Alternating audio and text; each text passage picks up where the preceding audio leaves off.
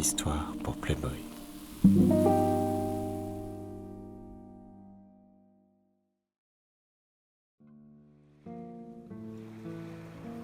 Anaïs Nin, Majorque.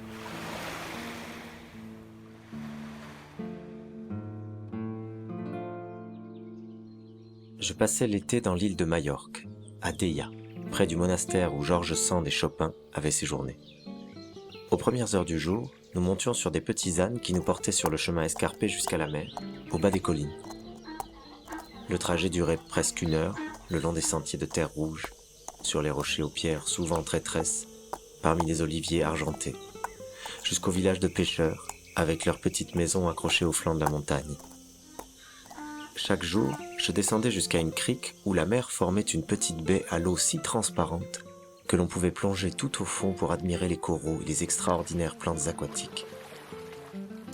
Les pêcheurs racontaient une étrange histoire sur le village.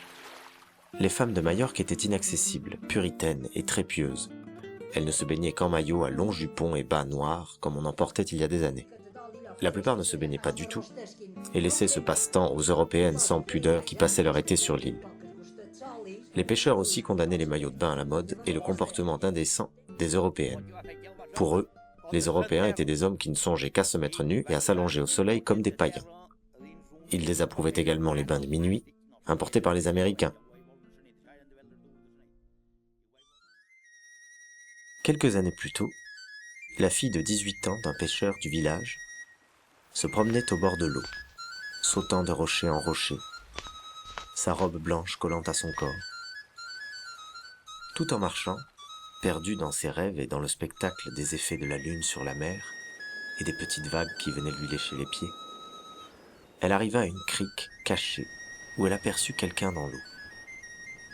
Elle ne pouvait voir que la tête et parfois un bras. Le nageur était très loin du bord. Alors elle entendit une voix douce qui s'adressait à elle. « Viens nager, c'est merveilleux !» En espagnol, avec un accent étranger. « Hello, Maria !»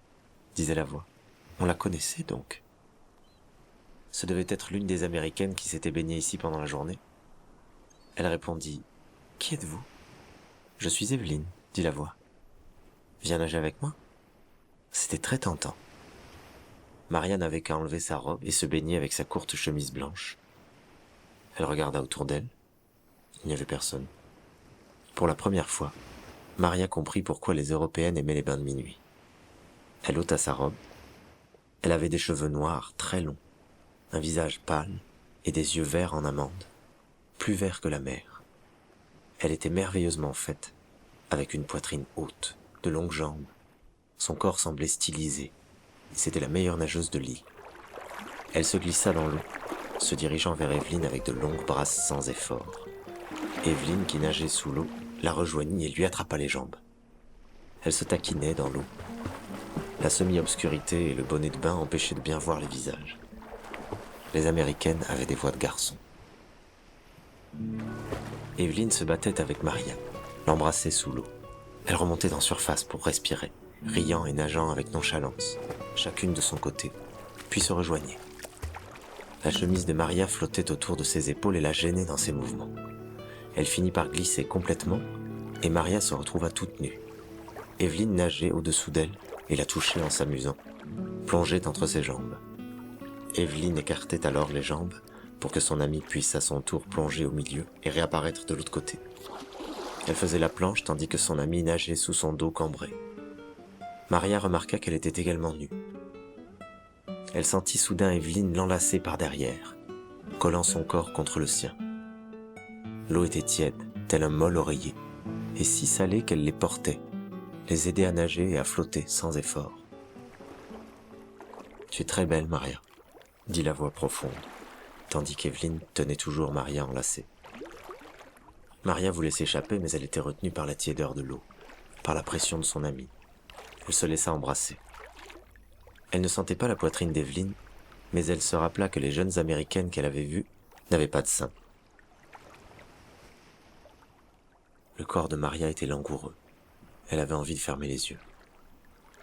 Soudain, elle sentit entre ses jambes quelque chose qui n'était pas une main. Quelque chose de si inattendu, de si gênant, qu'elle se mit à crier. Ce n'était pas Evelyne, mais un jeune homme, le plus jeune frère d'Evelyne, qui avait glissé son pénis en érection entre ses jambes. Elle cria, mais personne ne pouvait l'entendre, et, en réalité, ses cris n'étaient qu'une comédie qu'elle avait bien mise au point. En vérité, l'étreinte du jeune homme lui semblait aussi douce, chaude et caressante que le contact de la mer. L'eau, le pénis et les mains qui la touchaient éveillaient sa sensualité dans tout son corps. Elle essaya de s'échapper, mais l'adolescent nagea sous elle, la caressant, s'accrochant à ses jambes et, venu par derrière, la chevaucha. Il se débattait dans l'eau, et chaque mouvement lui faisait davantage prendre conscience du corps du jeune homme contre le sien, de ses mains qui la caressaient. L'eau faisait osciller ses seins d'avant en arrière, à la surface, comme deux nénuphars. Il les embrassa. À cause du mouvement incessant de la mer, il ne pouvait pas vraiment la prendre, mais son membre ne cessait de la frôler à l'endroit le plus sensible, entre les cuisses, et Maria perdait peu à peu ses forces. Elle nagea vers le bord, et il la suivit. Ils s'étendirent sur le sable. Les vagues venaient lécher leur corps nus, étendus, haletants.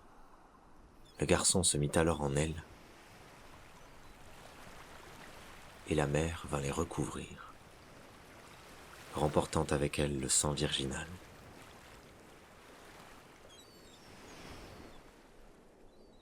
Après cette nuit, ils ne se rencontrèrent plus qu'à cette heure-là. Il la prenait alors dans l'eau, ondulante à la surface. Le mouvement de vagues de leur corps pendant l'amour semblait appartenir à la mer. Ils trouvaient appui sur un rocher et restaient là, debout l'un contre l'autre, tout tremblants après l'orgasme.